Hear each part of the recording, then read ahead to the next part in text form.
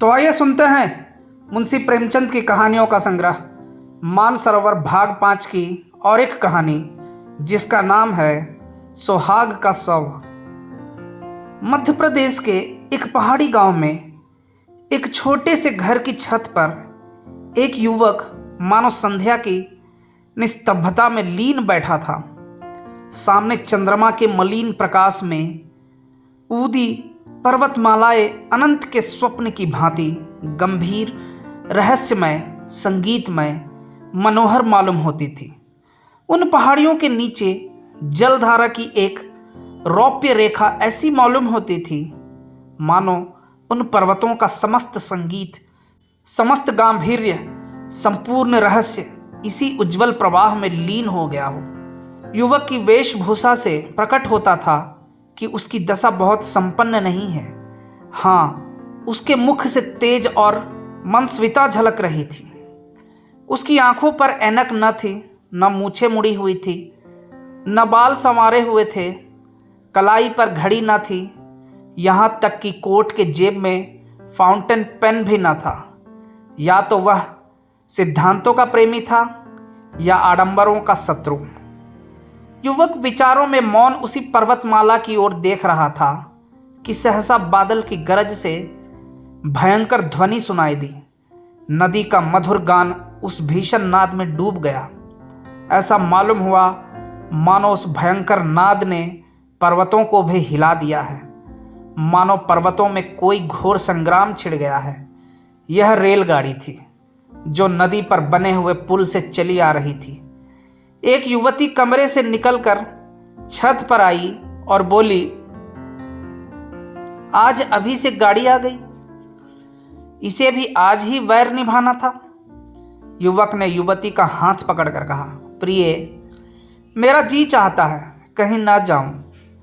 मैंने निश्चय कर लिया है। मैंने तुम्हारी खातिर से हामी भर ली थी, पर अब जाने की इच्छा नहीं होती। 3 साल कैसे कटेंगे? युवती ने कातर स्वर में कहा, 3 साल के वियोग के बाद फिर तो जीवन पर्यंत कोई बाधा ना खड़ी होगी। एक बार जो निश्चय कर लिया है उसे पूरा ही कर डालो। अनंत सुख की आशा में सारे कष्ट झेल लूंगी। यह कहते हुए युवती जलपान लाने के बहाने से फिर भीतर चली गई। आंसुओं का आवेग उसके काबू से बाहर हो गया। इन दोनों प्राणियों के वैवाहिक जीवन की यह पहली ही वर्षगांठ थी। युवक बंबई विश्वविद्यालय से एमए की उपाधि लेकर नागपुर के एक कॉलेज में अध्यापक था।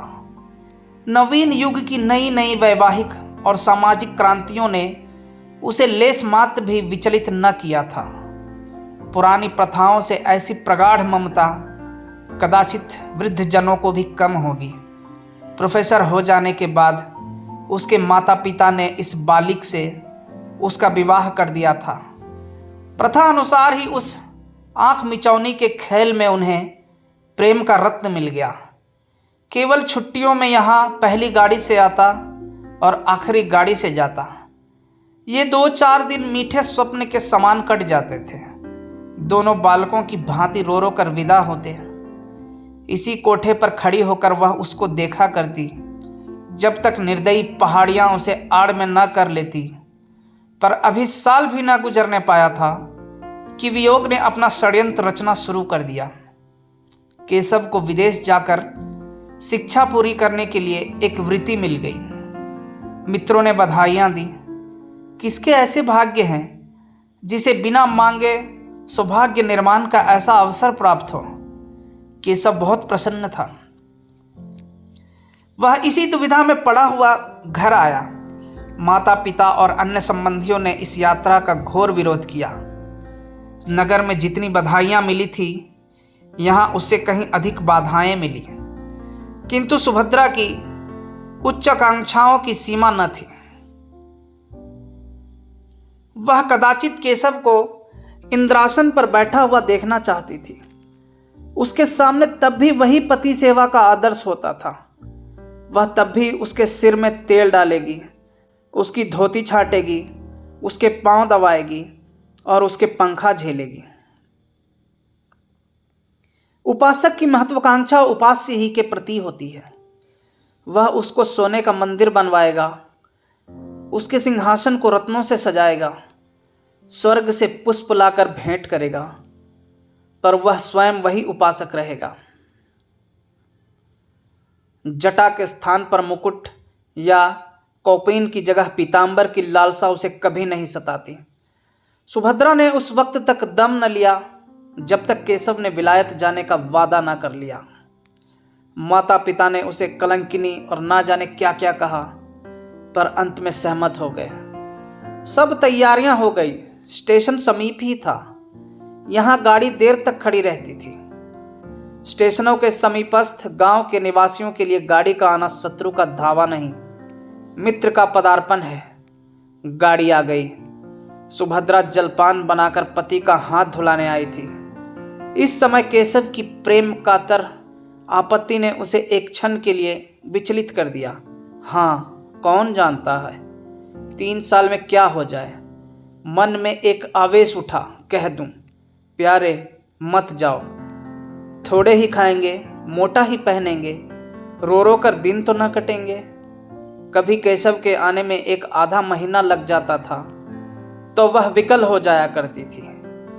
यही जी चाहता था उड़कर उनके पास पहुंच जाऊं। फिर ये निर्दयी 3 वर्ष कैसे कटेंगे। लेकिन उसने कठोरता से इस निराशजनक भावों को ठुकरा दिया और कांपते कंठ से बोली, जी तो मेरा भी यही चाहता है। जब 3 साल का अनुमान करती हूं तो एक कल्प सा मालूम होता है, लेकिन जब विलायत में तुम्हारे सम्मान और आदर का ध्यान करती हूं तो ये 3 साल 3 दिन से मालूम होते हैं। तुम तो जहाज पर पहुंचते ही मुझे भूल जाओगे। नए नए दृश्य तुम्हारे मनोरंजन के लिए आ खड़े होंगे। यूरोप पहुंचकर विद्वानों के सत्संग में तुम्हें घर की याद भी ना आएगी। मुझे तो रोने के सिवा और कोई धंधा नहीं है। यही स्मृतियां ही मेरे जीवन का आधार होंगी। लेकिन क्या करूं, जीवन की भोग लालसा तो नहीं मानती। फिर जिस वियोग का अंत जीवन की सारी विभूतियां अपने साथ लाएगा, वह वास्तव में तपस्या है। तपस्या के बिना तो वरदान नहीं मिलता। केशव को भी अब ज्ञात हुआ कि क्षणिक मोह के आवेश में सौभाग्य निर्माण का ऐसा अच्छा अवसर त्याग देना मूर्खता है। खड़े होकर बोले, रोना धोना मत, नहीं तो मेरा जी ना लगेगा। सुभद्रा ने उसका हाथ पकड़कर हृदय से लगाते हुए उनके मुंह की ओर सजल नेत्रों से देखा और बोली, पत्र बराबर भेजते रहना। सुभद्रा ने फिर आंखों में आंसू भरे हुए मुस्कुरा कर कहा, देखना विलायती मिसों के जाल में न फंस जाना।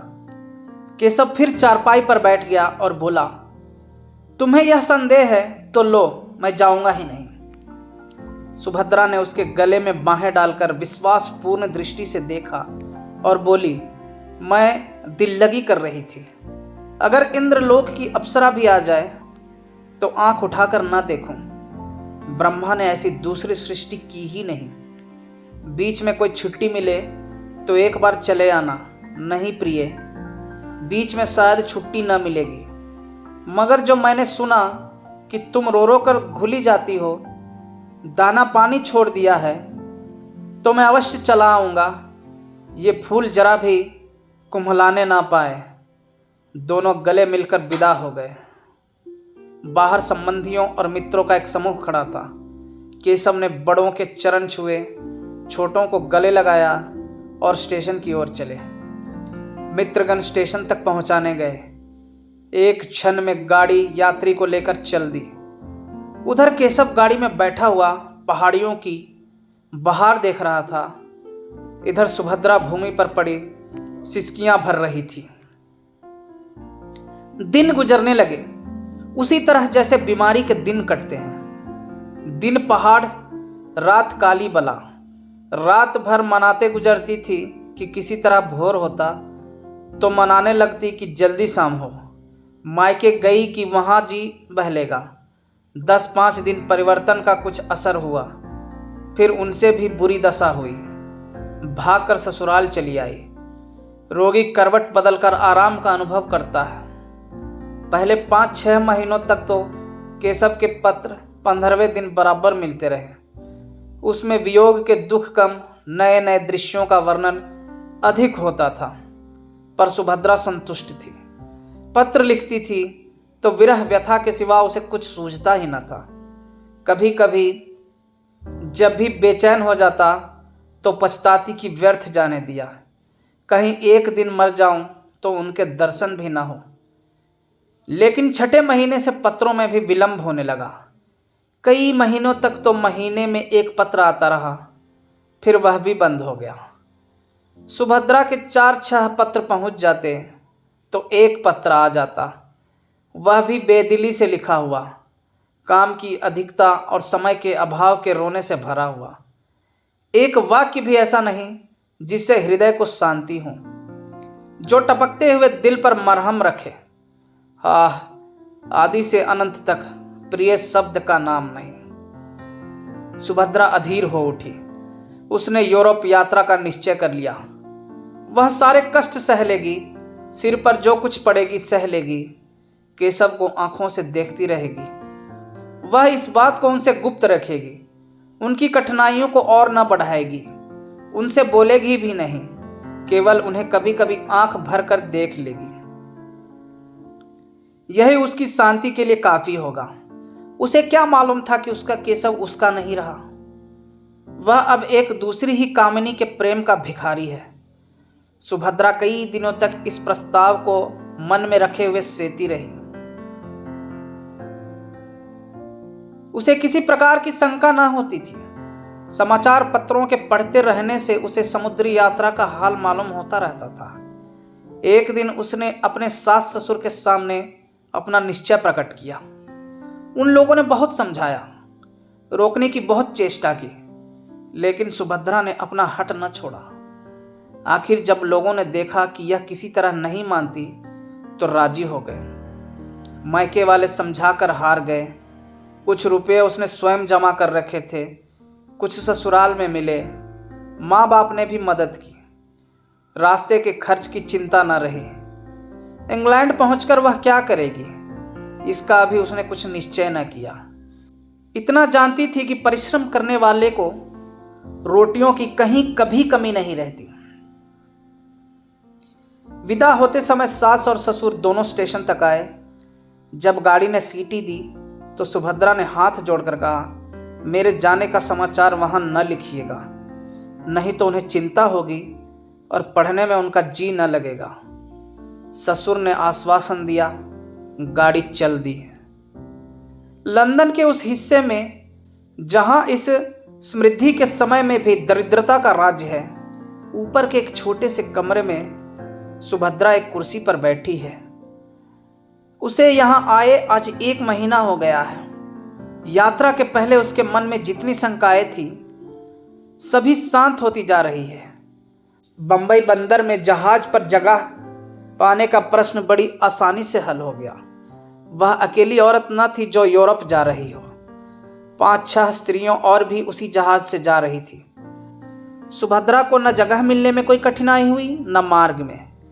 यहां पहुंचकर और स्त्रियों से संग छूट गया। कोई किसी विद्यालय में चली गई, 2-3 अपने पतियों के पास चली गई जो यहां पहले आ गए थे। सुभद्रा ने इस मोहल्ले में एक कमरा ले लिया। जीविका का प्रश्न भी उसके लिए बहुत कठिन न रहा। जिन महिलाओं के साथ वह आई थी, उनमें कई उच्च अधिकारियों की पत्नियां थीं। कई अच्छे अच्छे अंग्रेज घरानों से उनका परिचय था। सुभद्रा को 2 महिलाओं को भारतीय संगीत और हिंदी भाषा सिखाने का काम मिल गया। शेष समय में वह कई भारतीय महिलाओं के कपड़े सीने का काम कर लेती है। केशव का निवास स्थान यहाँ से निकट है, इसीलिए सुभद्रा ने इस मोहल्ले को पसंद किया है। कल केशव उसे दिखाई दिया था। ओह, उन्हें बस से उतरते देखकर उसका चित्त कितना आतुर हो उठा था।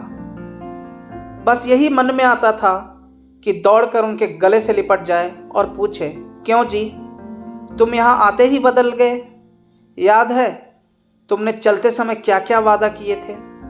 उसने बड़ी मुश्किल से अपने को रोका था। तब से इस वक्त तक उसे मानो नशा सा छाया हुआ है। वह उनके इतने समीप है, चाहे रोज उन्हें देख सकती है, उनके बातें सुन सकती है, हाँ स्पर्श तक कर सकती है। अब यह उससे भागकर कहाँ जाएंगे? उनके पत्रों की अब उसे क्या चिंता है? कुछ दिनों के बाद संभव है वह उनसे होटल के नौकरों से जो चाहे पूछ सकती है। संध्या हो गई थी।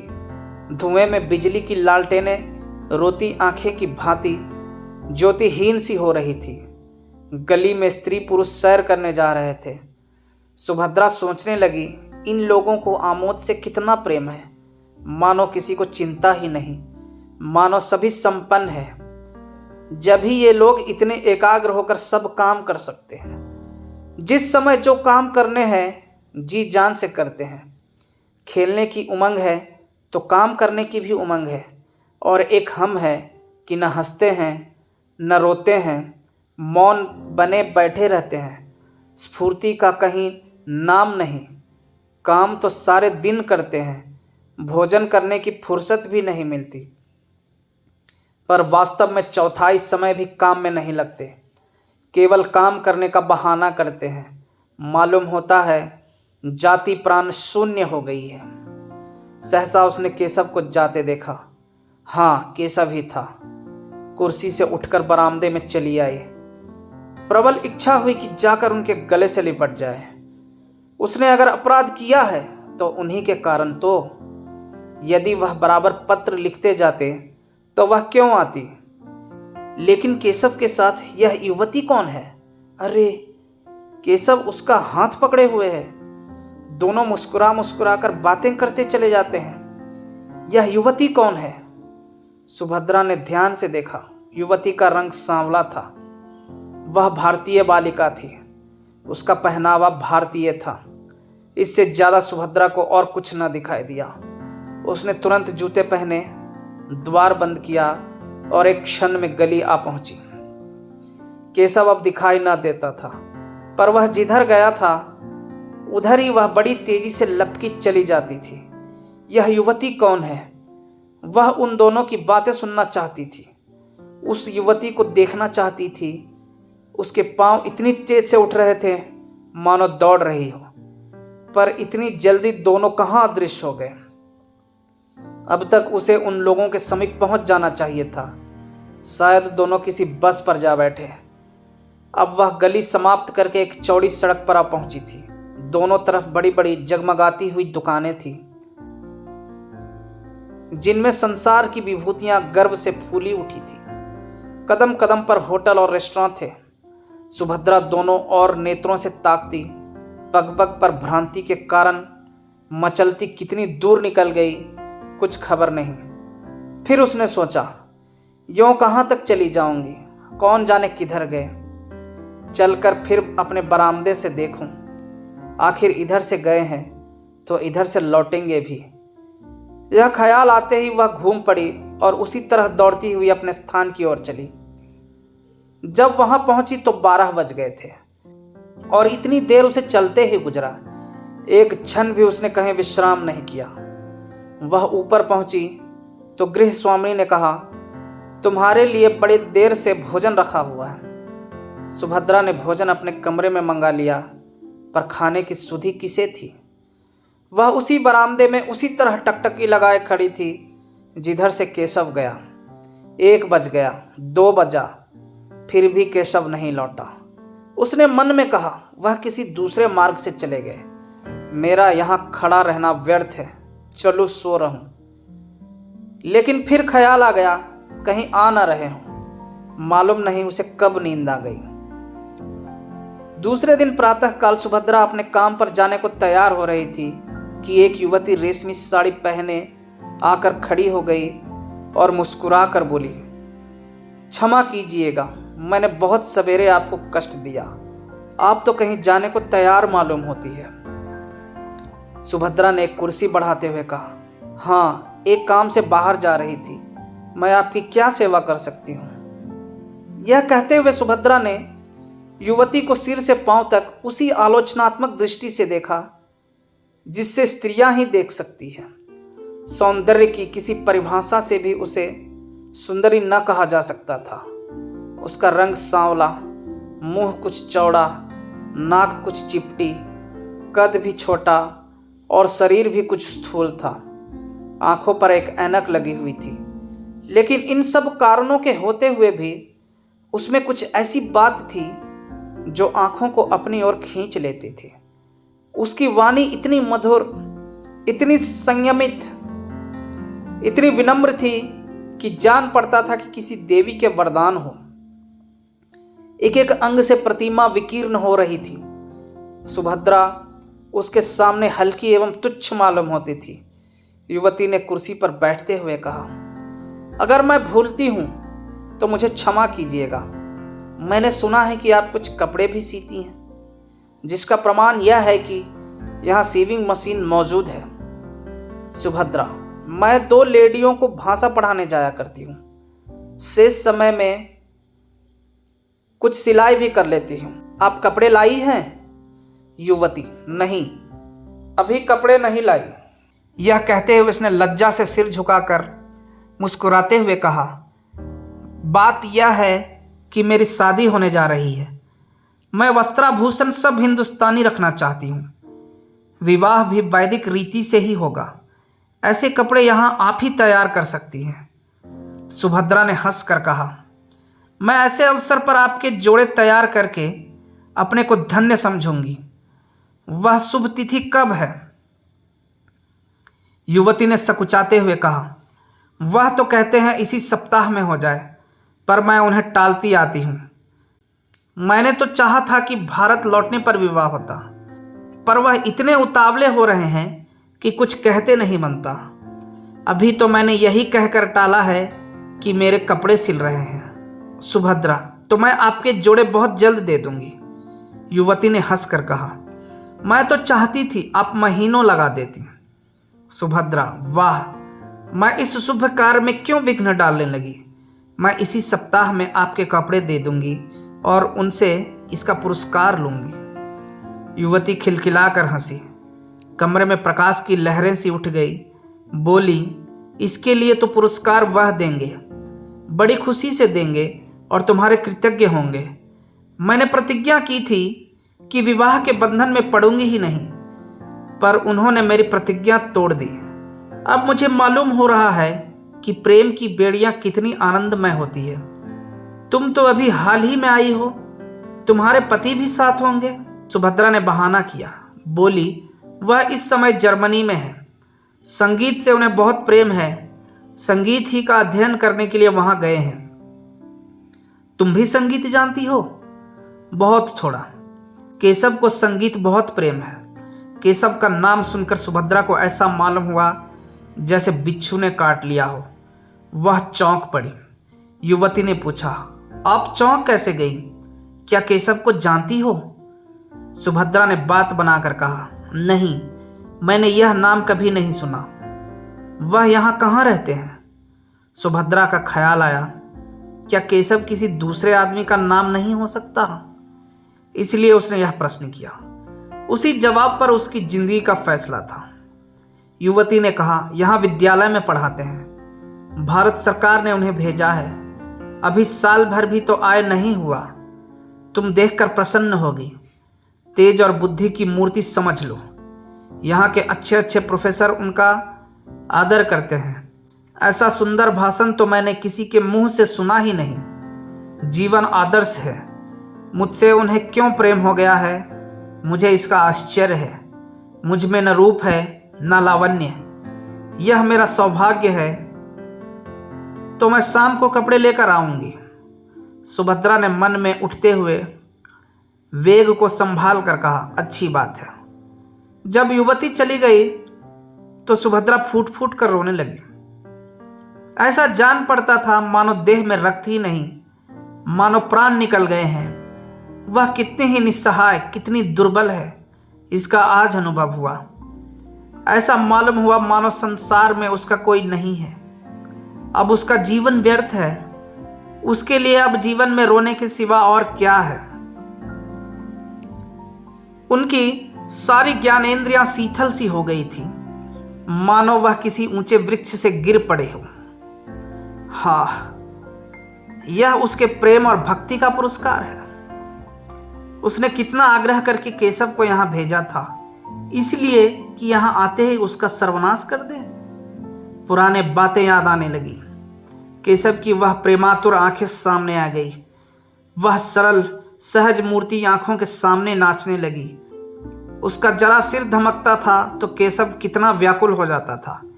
एक बार जब उसे फसली बुखार आ गया था तो केशव घबराकर 15 दिन की छुट्टी लेकर घर आ गया था और उसके सिरहाने बैठा रात भर पंखा झलता रहा था।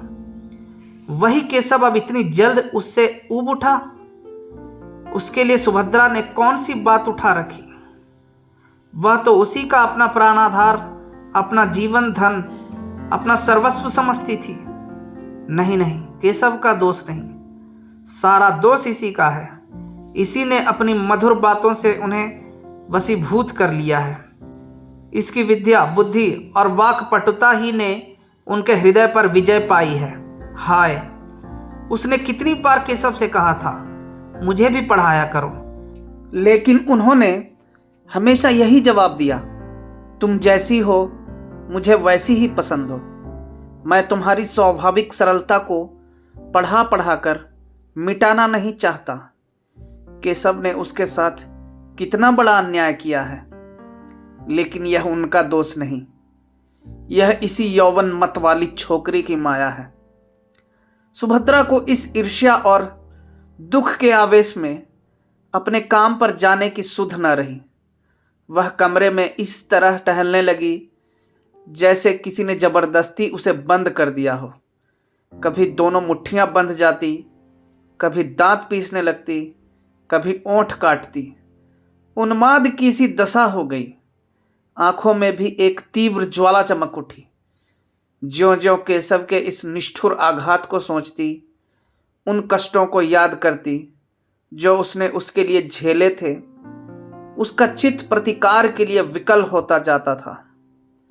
अगर कोई बात हुई होती, आपस में कुछ मनोमालिन्य का लेस भी होता, तो उसे इतना दुख न होता। यह तो उसे ऐसा मालूम होता था कि मानो कोई हंसते हंसते अचानक गले पर चढ़ बैठे। अगर वह उनके योग्य नहीं थी तो उन्होंने उससे विवाह ही क्यों किया था? विवाह करने के बाद भी उसे क्यों न ठुकरा दिया था? क्यों प्रेम का बीज बोया था?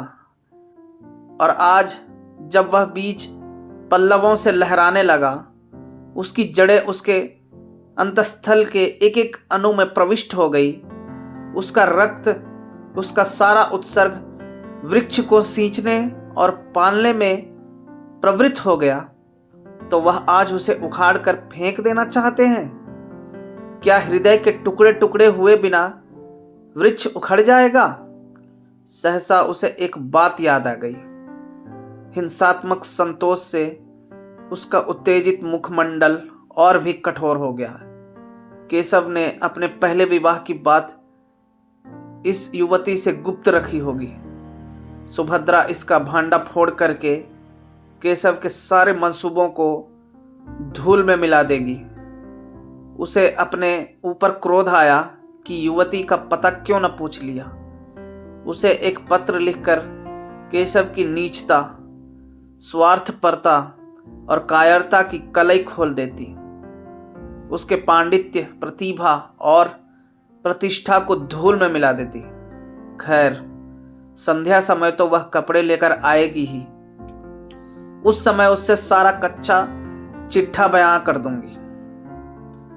सुभद्रा दिन भर युवती का इंतजार करती रही। कभी बरामदे में आकर इधर उधर निगाह दौड़ाती, कभी सड़क पर देखती, पर उसका कहीं पता न था। मन में झुंझलाती थी कि उसने क्यों उसी वक्त सारा वृत्तांत न कह सुनाया। केशव का पता उसे मालूम था।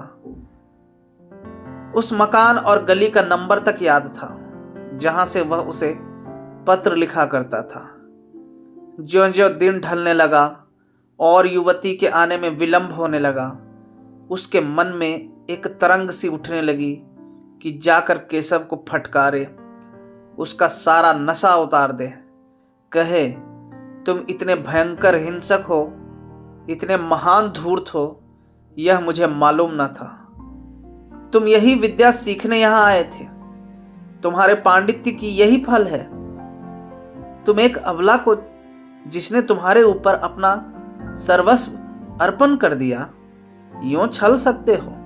तुम में क्या मनुष्यता नाम को भी नहीं रह गई? आखिर तुमने मेरे लिए क्या सोचा है? मैं सारी जिंदगी तुम्हारे नाम को रोती रहूं? लेकिन अभिमान हर बार उसके पैरों को रोक लेता। नहीं, जिसने उसके साथ ऐसा कपट किया है, उसका इतना अपमान किया है, उसके पास वह ना जाएगी। वह उसे देखकर अपने आंसुओं को रोक सकेगी या नहीं, इसमें उसे संदेह था। और केशव के सामने वह रोना नहीं चाहती थी। अगर केशव उससे घृणा करता है तो वह भी केशव से घृणा करेगी। संध्या भी हो गई पर युवती न आई। बत्तियां भी जली पर उसका पता नहीं। एकाएक उसे अपने कमरे के द्वार पर किसी के आने की आहट मालूम हुई। वह कूदकर बाहर निकल आई। युवती कपड़ों का एक पुलिंदा लिए सामने खड़ी थी। सुभद्रा को देखते ही बोली, क्षमा करना, मुझे आने में देर हो गई। बात यह है कि केशव को किसी बड़े जरूरी काम से जर्मनी जाना है। वहां उन्हें 1 महीने से ज्यादा लग जाएगा। वह चाहते हैं कि मैं भी उनके साथ चलूं। मुझसे उन्हें अपनी थीसिस लिखने में बड़ी सहायता मिलेगी। बर्लिन के पुस्तकालयों को छानना पड़ेगा। मैंने भी स्वीकार कर लिया। केशव की इच्छा है कि जर्मनी जाने के पहले हमारा विवाह हो जाए। कल संध्या समय संस्कार हो जाएगा। अब ये कपड़े मुझे आप जर्मनी से लौटने पर दीजिएगा। विवाह के अवसर पर हम मामूली कपड़े पहन लेंगे। और क्या करती, इसके सिवा कोई उपाय न था। केशव का जर्मन जाना अनिवार्य है। सुभद्रा ने कपड़ों को मेज पर रखकर कहा, आपको धोखा दिया गया है। युवती ने घबरा कर पूछा, धोखा? कैसा धोखा? मैं बिल्कुल नहीं समझती। तुम्हारा मतलब क्या है? सुभद्रा ने संकोच के आवरण को हटाने की चेष्टा करते हुए कहा, केशव तुम्हें धोखा देकर तुमसे विवाह करना चाहता है। केशव ऐसा आदमी नहीं है जो किसी को धोखा दे। क्या तुम केशव को जानती हो? केशव ने तुमसे अपने विषय में सब कुछ कह दिया है। सब कुछ? मेरा तो यही विचार है कि उन्होंने एक बात भी नहीं छुपाई। तुम्हें मालूम है कि उसका विवाह हो चुका है? युवती की मुख ज्योति कुछ मलिन पड़ गई। उसकी गर्दन लज्जा से झुक गई। अटक अटक कर बोली, हां, उन्होंने मुझसे यह बात कही थी। सुभद्रा परास्त हो गई। घृणा सूचक नेत्रों से देखते हुए बोली, यह जानते हुए भी तुम केशव से विवाह करने पर तैयार हो? युवती ने अभिमान से देखकर कहा, तुमने केशव को देखा है? नहीं, मैंने उन्हें कभी नहीं देखा। फिर तुम उन्हें कैसे जानती हो? मेरे एक मित्र ने मुझसे यह बात कही है। वह केशव को जानता है। अगर तुम एक बार केशव को देख लेती, एक बार उससे बातें कर लेती, तो मुझसे यह प्रश्न न करती। एक नहीं, अगर उन्होंने 100 विवाह किए होते तो मैं इनकार ना करती। उन्हें देखकर मैं अपने को बिल्कुल भूल जाती हूँ। अगर उनसे विवाह न करूं तो फिर मुझे जीवन भर अविवाहित ही रहना पड़ेगा। जिस समय वह मुझसे बातें करने लगते हैं, मुझे ऐसा अनुभव होता है कि मेरी आत्मा पुष्प की भांति खिली जा रही है। मैं उसमें प्रकाश और विकास का प्रत्यक्ष अनुभव करती हूं। दुनिया चाहे जितना हंसे, चाहे जितनी निंदा करे, मैं केशव को अब नहीं छोड़ सकती। उनका विवाह हो चुका है, वह सत्य है, पर उस स्त्री से उनका मन कभी न मिला। यथार्थ में उनका विवाह अभी नहीं हुआ। वह कोई साधारण अर्ध शिक्षिता बालिका है। तुम ही सोचो, केशव जैसा विद्वान, उदार चेता, मनस्वी पुरुष ऐसी बालिका के साथ कैसे प्रसन्न रह सकता है? तुम्हें कल मेरे विवाह में चलना पड़ेगा। सुभद्रा का चेहरा तमतमाया जा रहा था। केशव ने इसे इतने काले रंगों में रंगा है, यह सोचकर उसका रक्त खौल रहा था। जी में आता था इसी क्षण इसको दुत्कार दूं, लेकिन उसके मन में कुछ और ही मंसूबे पैदा होने लगे थे। उसने गंभीर पर उदासीनता के भाव से पूछा, केशव ने कुछ उस स्त्री के विषय में नहीं कहा? युवती ने तत्परता से कहा, घर पहुंचने पर वह उससे केवल यही कह देंगे कि हम और तुम अब स्त्री और पुरुष नहीं रह सकते। उसके भरण पोषण का वह उसके इच्छा अनुसार प्रबंध कर देंगे। इसके सिवा वह और क्या कर सकते हैं? हिंदू नीति में पति पत्नी में विच्छेद नहीं हो सकता, पर केवल स्त्री और पूर्ण रीति से स्वाधीन कर देने के विचार से वह ईसाई या मुसलमान होने पर भी तैयार है। वह तो अभी उसे इसी आशय का एक पत्र लिखने जा रहे थे, पर मैंने ही रोक लिया। मुझे उस अभागिनी पर बड़ी दया आती है। मैं तो यहां तक तैयार हूं कि अगर उसकी इच्छा हो तो वह भी हमारे साथ रहे। मैं उसे अपनी बहन समझूंगी, किंतु केशव इससे सहमत नहीं होते। सुभद्रा ने व्यंग से कहा, रोटी कपड़ा देने को तैयार ही है, स्त्री को इसके सिवा और क्या चाहिए? युवती ने व्यंग की कुछ परवाह न करके कहा, तो मुझे लौटने पर कपड़े तैयार मिलेंगे ना? सुभद्रा, हाँ मिल जाएंगे। युवती, कल तुम संध्या समय आओगी? सुभद्रा, नहीं, खेद है, अवकाश नहीं है। युवती ने कुछ न कहा, चली गई।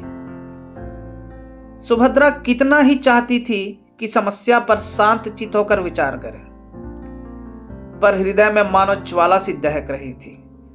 केशव के लिए वह अपने प्राणों का कोई मूल्य नहीं समझी थी। वही केशव उसे पैरों से ठुकरा रहा है। यह आघात इतना आकस्मिक, इतना कठोर था कि उसकी चेतना की सारी कोमलता मूर्छित हो गई। उसके एक एक अनुप्रतिकार के लिए तड़पने लगा। अगर यही समस्या इसके विपरीत होती तो क्या सुभद्रा की गर्दन पर छुरी ना फिर गई होती? केशव उसके खून का प्यासा ना हो जाता? क्या पुरुष हो जाने से ही सभी बातें क्षम्य और स्त्री हो जाने से सभी बातें अक्षम्य हो जाती है? नहीं, इस निर्णय को सुभद्रा की विद्रोही आत्मा इस समय स्वीकार नहीं कर सकती। उसे नारियों के ऊंचे आदर्शों की परवाह नहीं है। उन स्त्रियों में आत्माभिमान न होगा। वे पुरुषों के पैरों की जूतियां बनकर रहने ही में अपना सौभाग्य समझती होंगी। सुभद्रा इतनी आत्माभिमान शून्य नहीं है। वह अपने जीते जी यह नहीं देख सकती थी कि उसका पति उसके जीवन की सर्वनाश करके चैन की बंसी बजाए। दुनिया उसे हत्यारिणी, पिशाचिनी कहेगी, कहे, उसका परवाह नहीं। रह रह कर उसके मन में भयंकर प्रेरणा होती थी कि इसी समय उसके पास चली जाए और इसके पहले कि वह उस युवती के प्रेम का आनंद उठाए, उसके जीवन का अंत कर दे। वह केशव की निष्ठुरता को याद करके अपने मन को उत्तेजित करती थी। अपने को धिक्कार धिक्कार कर नारी सुलभ शंकाओं को दूर करती थी। क्या वह इतनी दुर्बल है?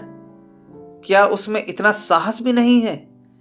इस वक्त यदि कोई दुष्ट उसके कमरे में घुस आए और उसके सतीत्व का अपहरण करना चाहे तो क्या वह उसका प्रतिकार न करेगी? आखिर आत्मरक्षा ही के लिए तो उसने यह पिस्तौल ले रखी है। केशव ने उसके सत्य का अपहरण ही तो किया है। उसका प्रेम दर्शन केवल प्रवंचना थी। वह केवल अपनी वासनाओं की तृप्ति के लिए सुभद्रा के साथ प्रेम स्वांग भरता था। फिर उसका वध करना क्या सुभद्रा का कर्तव्य नहीं? इस अंतिम कल्पना से सुभद्रा को वह उत्तेजना मिल गई जो उसके भयंकर संकल्प को पूरा करने के लिए आवश्यक थी। यही वह अवस्था है जब स्त्री पुरुष के खून की प्यासी हो जाती है। उसने खूंटी पर लटकाती हुई पिस्तौल उतार ली और ध्यान से देखने लगी, मानो उसे कभी देखा ना हो। कल संध्या समय जब आर्य मंदिर में केशव और उसकी प्रेमिका एक दूसरे के सम्मुख बैठे हुए होंगे, उसी समय वह इस गोली से केशव की प्रेम लीलाओं का अंत कर देगी। दूसरी गोली अपनी छाती में मार लेगी। क्या वह रो रो कर अपना अधम जीवन काटेगी? संध्या का समय था। आर्य मंदिर के आंगन में वर और वधू इष्ट मित्रों के साथ बैठे हुए थे। विवाह का संस्कार हो रहा था। उसी समय सुभद्रा पहुंची और बरामदे में आकर एक खंभे की आड़ में इस भांति खड़ी हो गई कि केशव का मुंह उसके सामने था। उसकी आंखों में वह दृश्य खींच गया जब आज से 3 साल पहले उसने इसी भांति केशव को मंडप में बैठे हुए आड़ से देखा था। तब उसका हृदय कितना उच्छ्वासित हो रहा था, अंतस्थल में गुदगुदी सी हो रही थी। कितना अपार अनुराग था, कितनी असीम अभिलाषाएं थी, मानो जीवन प्रभात का उदय हो रहा हो। जीवन मधुर संगीत की भांति सुखद था। भविष्य उषा स्वप्न की भांति सुंदर। क्या यह वही केशव है? सुभद्रा को ऐसा भ्रम हुआ मानो यह केशव नहीं है। हां, यह वह केशव नहीं था। यह उसी रूप और उसी नाम का कोई दूसरा मनुष्य था। अब उसकी मुस्कुराहट में, उनके नेत्रों में, उसके शब्दों में, उसके हृदय को आकर्षित करने वाली कोई वस्तु न थी। उसे देखकर वह उसी भांति निस्पंद निश्चल खड़ी है मानो कोई अपरिचित व्यक्ति हो। अब तक केशव का सा रूपवान, तेजस्वी, सौम्य, शीलवान पुरुष संसार में न था। पर अब सुभद्रा को ऐसा जान पड़ा कि वहां बैठे हुए युवकों में और उसमें कोई अंतर नहीं है। वह ईर्ष्याग्नि जिसमें वह जली जा रही थी, वह हिंसा कल्पना जो उसे वहां तक लाई थी, मानो एकदम शांत हो गई। विरक्त हिंसा से भी अधिक हिंसात्मक होती है। सुभद्रा की हिंसा कल्पना में एक प्रकार का ममत्व था। उसका केशव, उसका प्राण बल्लभ, उसका जीवन सर्वस्व और किसी का नहीं हो सकता। पर अब वह ममत्व नहीं है, वह उसका नहीं है। उसे अब परवाह नहीं, उस पर किसका अधिकार होता है। विवाह संस्कार समाप्त हो गया। मित्रों ने बधाइयां दी, सहेलियों ने मंगलगान किया। फिर लोग मेजों पर जा बैठे। दावत होने लगी। रात के 12 बज गए, पर सुभद्रा वहीं पाषाण मूर्ति की भांति खड़ी रही, मानो कोई विचित्र स्वप्न देख रही हो। हाँ, जैसे कोई बस्ती उजड़ गई हो, जैसे कोई संगीत बंद हो गया हो, जैसे कोई दीपक बुझ गया है। जब लोग मंदिर से निकले तो वह भी निकल आई, पर उसे कोई मार्ग न सूझता था। परिचित सड़कें उसे भूली हुई सी जान पड़ने लगी। सारा संसार ही बदल गया था। वह सारी रात सड़कों पर भटकती फिरी। घर का कहीं पता नहीं। सारी दुकानें बंद हो गईं। सड़कों पर सन्नाटा छा गया। फिर भी वह अपना घर ढूंढती हुई चली जा रही थी। हाय, क्या इसी भांति उसे जीवन पथ में भी भटकना पड़ेगा? सहसा एक पुलिसमैन ने पुकारा, मैडम, तुम कहां जा रही हो? सुभद्रा ने ठिठक कर कहा, कहीं नहीं। तुम्हारा स्थान कहां है? मेरा स्थान? हाँ, तुम्हारा स्थान कहां है? मैं तुम्हें बड़ी देर से इधर उधर भटकते देख रहा हूं। किस स्ट्रीट में रहती हो? सुभद्रा को उस स्ट्रीट का नाम तक न याद था। तुम्हें अपने स्ट्रीट का नाम तक याद नहीं? भूल गई, याद नहीं आता। सहसा उसकी दृष्टि सामने के एक साइन बोर्ड की तरफ उठी। ओह, यही तो उसकी स्ट्रीट है। उसने सिर उठाकर इधर उधर देखा। सामने ही उसका डेरा था और इसी गली में अपने ही घर के सामने न जाने कितनी देर से वह चक्कर लगा रही थी। अभी प्रातःकाल ही था कि युवती सुभद्रा के कमरे में पहुंची। वह उसके कपड़े सी रही थी। उसका सारा तन मन कपड़ों में लगा हुआ था। कोई युवती इतनी एकाग्रचित होकर अपना श्रृंगार भी न करती होगी। न जाने उससे कौन सा पुरस्कार लेना चाहती थी। उसे युवती के आने की खबर न हुई। युवती ने पूछा, तुम कल मंदिर में नहीं आई? सुभद्रा ने सिर उठाकर देखा तो ऐसा जान पड़ा मानो किसी कवि की कोमल कल्पना मूर्तिमय हो गई है। उसकी उपछवि अनिंद थी।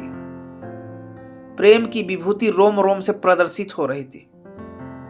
सुभद्रा दौड़कर उसे गले से लिपट गई, जैसे उसकी छोटी बहन आ गई हो, और बोली, हाँ गई तो थी, मैंने तुम्हें नहीं देखा। हाँ मैं अलग थी। केशव को देखा? हाँ देखा। धीरे से क्यों बोली? मैंने कुछ झूठ कहा था? सुभद्रा ने सहृदयता से मुस्कुराकर कहा, मैंने तुम्हारी आंखों से नहीं, अपनी आंखों से देखा। मुझे तो वह तुम्हारे योग्य नहीं जचे। तुम्हें ठग लिया। युवती खिलखिलाकर हंसी और बोली, वह? मैं समझती हूं मैंने उन्हें ठगा है। एक बार वस्त्राभूषणों से सजकर अपनी छवि आईने में देखो तो मालूम हो जाएगा। तब क्या मैं कुछ और हो जाऊंगी। अपने कमरे से फर्श, तस्वीरें, हाड़ियां, गमले आदि निकाल कर देख लो। कमरे की शोभा वही रहती है। युवती ने सिर हिलाकर कहा, ठीक कहती हो, लेकिन आभूषण कहां से लाऊं? ना जाने अभी कितने दिनों में बनने की नौबत आए है। मैं तुम्हें अपने गहने पहना दूंगी। तुम्हारे पास गहने हैं? बहुत। देखो मैं अभी लाकर तुम्हें पहनाती हूं। युवती ने मुंह से तो बहुत नहीं नहीं किया, पर मन में प्रसन्न हो रही थी। सुभद्रा ने अपने सारे गहने पहना दिए। अपने पास एक छल्ला भी न रखा। युवती को यह नया अनुभव था। उसे इस रूप में निकलते शर्म तो आती थी, पर उसका रूप चमक उठा था। इसमें संदेह न था। उसने आईने में अपनी सूरत देखी तो उसकी सूरत जगमगा उठी, मानो किसी वियोगिनी को अपने प्रियतम का संवाद मिला हो। मन में गुदगुदी होने लगी। वह इतनी रूपवती है, उसे उसकी कल्पना भी न थी। कहीं केशव इस रूप में उसे देख लेते। वह आकांक्षा उसके मन में उदय हुई, पर कहे कैसे। कुछ देर के बाद लज्जा से सिर झुकाकर बोली, केशव मुझे इस रूप में देखकर बहुत हंसेंगे। सुभद्रा, हंसेंगे नहीं, बलाइयां लेंगे, आंखें खुल जाएगी। तुम आज इसी रूप में उसके पास जाना। युवती ने चकित होकर कहा, सच? आप इसकी अनुमति देती हैं? सुभद्रा ने कहा, बड़े हर्ष से। तुम्हें संदेह न होगा? बिल्कुल नहीं। और जो मैं 2-4 दिन पहने रहूं, तुम 2-4 महीने पहने रहो। आखिर पड़े ही तो हैं। तुम भी मेरे साथ चलो। नहीं, मुझे अवकाश नहीं है। अच्छा, लो मेरे घर का पता नोट कर लो। हाँ लिख दो, शायद कभी आऊं। एक क्षण में युवती वहां से चली गई। सुभद्रा अपनी खिड़की पर उसे इस भांति प्रसन्न मुख खड़ी देख रही थी, मानो उसकी छोटी बहन हो। ईर्ष्या या द्वेष का लेस भी उसके मन में न था। मुश्किल से 1 घंटा गुजरा होगा कि युवती लौट कर बोली, सुभद्रा क्षमा करना, मैं तुम्हारा समय बहुत खराब कर रही हूं। केशव बाहर खड़े हैं, बुला लूं? एक क्षण, केवल एक क्षण के लिए सुभद्रा कुछ घबरा गई। उसने जल्दी से उठकर मेज पर खड़ी हुई चीजें इधर उधर हटा दी, कपड़े करीने से रख दिया। उसने जल्दी से उलझे हुए बाल संभाल लिए, फिर उदासीन भाव से मुस्कुरा कर बोली, उन्हें तुमने क्यों कष्ट दिया? जाओ बुला लो। 1 मिनट में केशव ने कमरे में कदम रखा और चौंक कर पीछे हट गए, मानो पांव जल गया हो। मुंह से एक चीख निकल गई।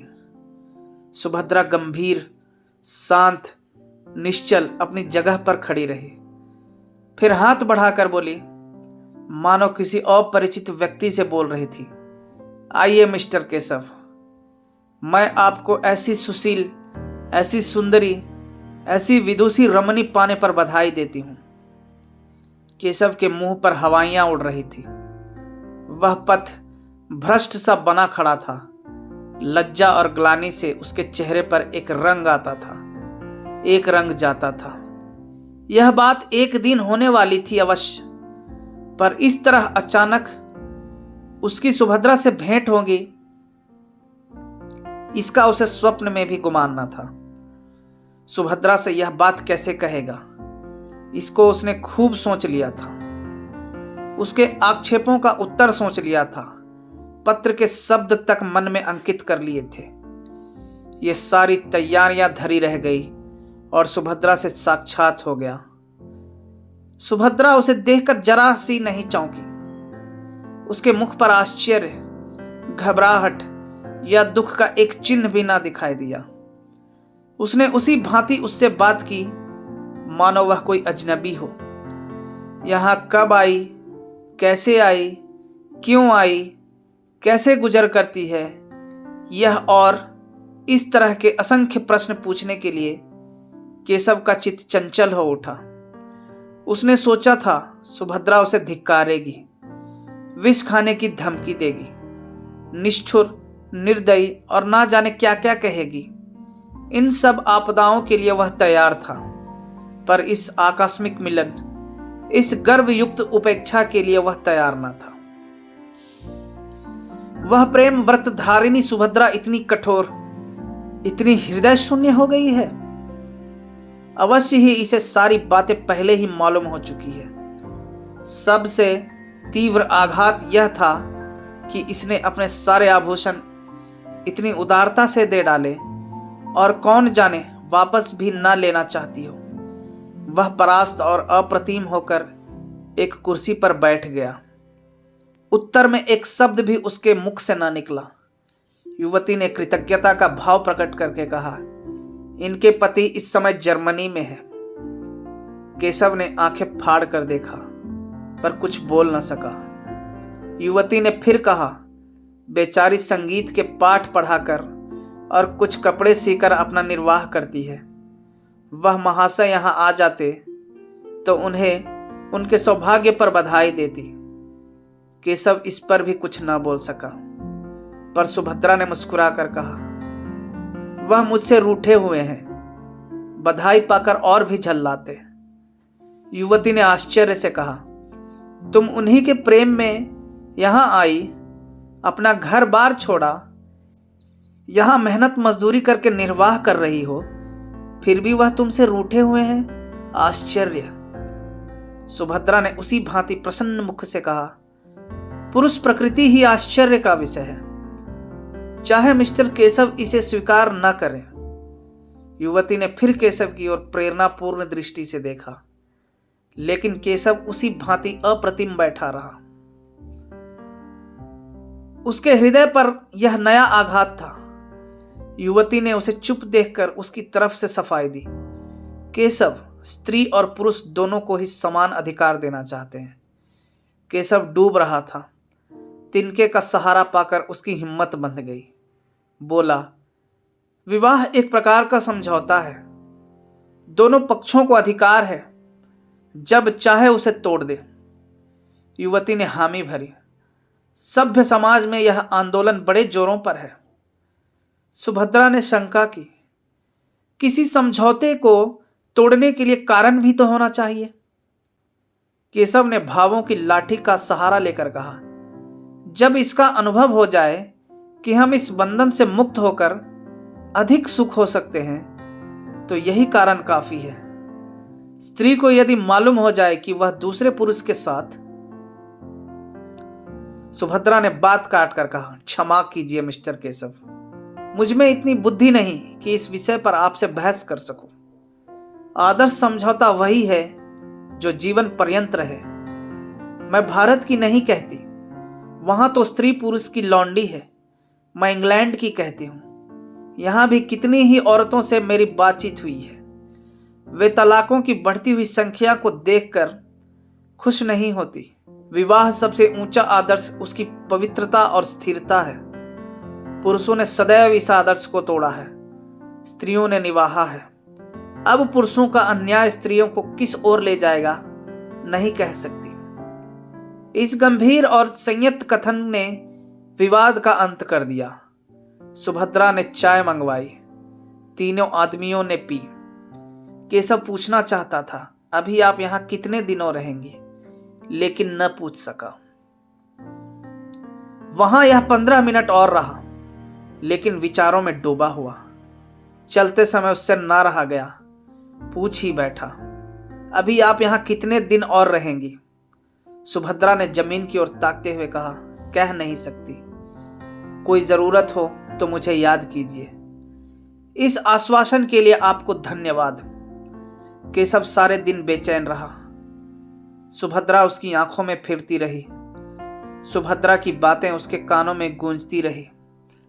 अब उसे इसमें कोई संदेह न था कि उसी के प्रेम में सुभद्रा यहां आई थी। सारी परिस्थिति उसकी समझ में आ गई थी। उस भीषण त्याग का अनुमान करके उसके रोए खड़े हो गए। यहां सुभद्रा ने क्या क्या कष्ट झेले होंगे, कैसी कैसी यातनाएं सही होंगी, सब उसी के कारण। वह उस पर भार न बनना चाहती थी, इसलिए तो उसने अपने आने की सूचना तक उसे न दी। अगर उसे पहले मालूम होता कि सुभद्रा यहां आ गई है तो कदाचित उसे उस युवती की ओर इतना आकर्षण ही न होता। चौकीदार के सामने चोर को घर में घुसने का साहस ही नहीं होता। सुभद्रा को देखकर उसकी कर्तव्य चेतना का जागृत हो गया। उसके पैरों पर गिरकर उससे क्षमा मांगने के लिए उसका मन अधीर हो उठा। वह उसके मुंह से सारा वृत्तांत सुनेगा। यह मौन उपेक्षा उसके लिए असह्य थी। दिन तो केशव ने किसी तरह काटा, लेकिन ज्यों ही रात के 10 बजे वह सुभद्रा से मिलने चला। युवती ने पूछा, कहां जाते हो? केशव ने बूट का लेस बांधते हुए कहा, जरा एक प्रोफेसर से मिलना है। इस वक्त आने का वादा कर चुका हूं, जल्द आना। बहुत जल्द आऊंगा। केशव घर से निकला तो उसके मन में कितनी ही विचार तरंगे उठने लगी। कहीं सुभद्रा मिलने से इनकार कर दे तो? ऐसा नहीं हो सकता, वह इतनी अनुदार नहीं है। हाँ, यह हो सकता है कि वह अपने विषय में कुछ न कहे। उसे शांत करने के लिए उसने एक कृपा की कल्पना कर डाली। ऐसा बीमार था कि बचने की आशा न थी। उर्मिला ने ऐसी तन्मय होकर उसकी सेवा शुश्रूषा की कि उसे उससे प्रेम हो गया। कथा का सुभद्रा पर जो असर पड़ेगा, इसके विषय में केशव को कोई संदेह न था। परिस्थिति का बोध होने पर वह उसे क्षमा कर देगी, लेकिन उसका फल क्या होगा? क्या वह दोनों के साथ एक सा प्रेम कर सकता है? सुभद्रा को देख लेने के बाद उर्मिला को शायद उसके साथ साथ रहने में आपत्ति हो। आपत्ति हो ही कैसे सकती है? उससे यह बात छिपी नहीं है। हाँ, यह देखना है कि सुभद्रा भी इसे स्वीकार करती है कि नहीं। उसने जिस उपेक्षा का परिचय दिया है, उसे देखते हुए तो उसके मन में संदेह ही जान पड़ता है। मगर वह उसे मनाएगा, उसकी विनती करेगा, उसके पैरों पड़ेगा और अंत में उसे मनाकर ही छोड़ेगा। सुभद्रा से प्रेम और अनुराग का नया प्रमाण पाकर वह मानो एक कठोर निद्रा से जाग उठा था। उसे अब अनुभव हो रहा था कि सुभद्रा के लिए उसके हृदय में जो स्थान था वह खाली पड़ा हुआ है। उर्मिला उस स्थान पर आधिपत्य नहीं जमा सकती। अब उसे ज्ञात हुआ कि उर्मिला के प्रति उसका प्रेम केवल वह तृष्णा थी जो स्वाद युक्त पदार्थों को देखकर ही उत्पन्न होती है। वह सच्ची क्षुधा न थी। अब फिर उसे सरल सामान्य भोजन की इच्छा हो रही थी। विलासिनी उर्मिला कभी उतना त्याग कर सकती है? इसमें उसे संदेह था। सुभद्रा के घर के निकट पहुंचकर केशव का मन कुछ कातर होने लगा, लेकिन उसने जी कड़ा करके जीने पर कदम रखा और क्षण में सुभद्रा के द्वार पर पहुंचा। लेकिन कमरे का द्वार बंद था, अंदर भी प्रकाश न था। अवश्य ही वह कहीं गई है, आती ही होगी। तब तक उसने बरामदे में टहलने का निश्चय किया। सहसा मालकिन आती हुई दिखाई दी।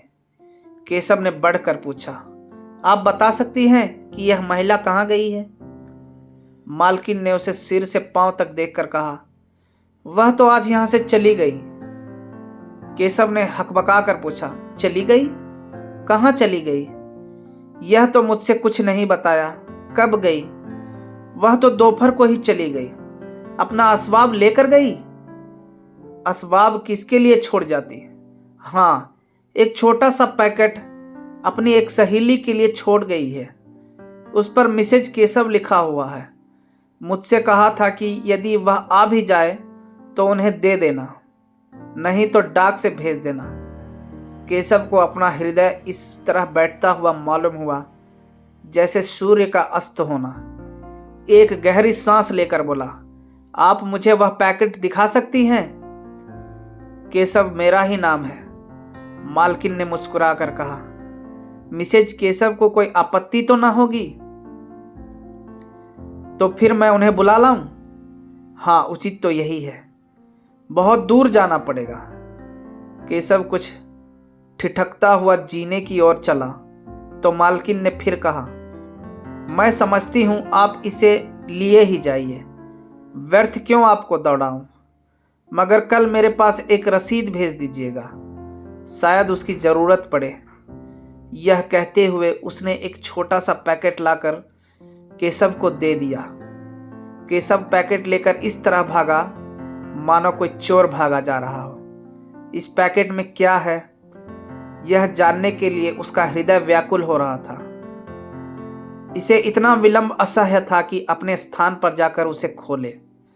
समीप ही एक पार्क था, वहां जाकर उसने बिजली के प्रकाश में उस पैकेट को खोल डाला। उस समय उसके हाथ कांप रहे थे और हृदय इतने वेग में धड़क रहा था मानो किसी बंधु की बीमारी के समाचार के बाद मिला हो। पैकेट का खुलना था कि केशव की आंखों से आंसुओं की झड़ी लग गई। उसमें एक पीले रंग की साड़ी थी, एक छोटी सी सिंदूर की डिबिया और एक केशव का फोटो चित्र के साथ ही एक लिफाफा भी था। केशव ने उसे खोलकर पढ़ा। उसमें लिखा था, बहन मैं जाती हूं, यह मेरे सुहाग का शव है, इसे टेम्स नदी में विसर्जित कर देना। तुम ही लोगों के हाथों यह संस्कार भी हो जाए तो अच्छा। तुम्हारी सुभद्रा। केशव मरमाहत सा पत्र हाथ में लिए वहीं घास पर लेट गया और फूट फूट कर रोने लगा। धन्यवाद।